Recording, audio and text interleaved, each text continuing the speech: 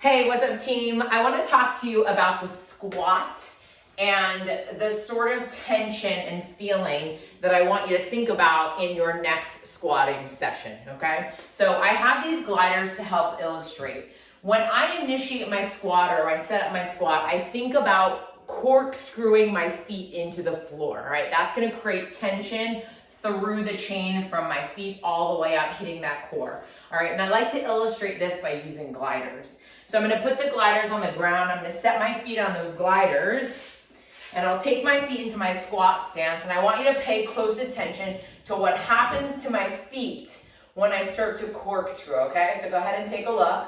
I'm gonna corkscrew, and if you see, my toes just totally turned out. Now what happened there? I sort of went from the glutes turning, starting at the toes, right up the chain, my core started to tense up, my glutes started to tense up. Now I don't put gliders under my feet while I'm squatting, but that same action is gonna happen, yet without the gliders, I'm just gonna find this really strong connection to the floor and make my squat look really, really nice, okay? So I'm gonna show you what it looks like with the kettlebell, and I'll give you the backside view so you can really see sort of how everything kind of gets tight from the floor up.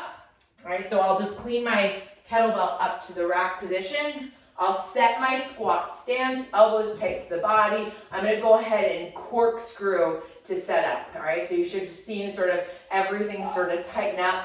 And now I kind of feel like I need to turn my toes out just a bit, which is fine. I'll initiate that squat, inhaling, taking the air in, thinking about that corkscrew and driving my knees up, pulling into my squat. I'll continue that corkscrew as I stand out of the squat, keeping everything nice and strong, tension throughout the entire squat, which comes in handy, especially when you're loading a heavy squat.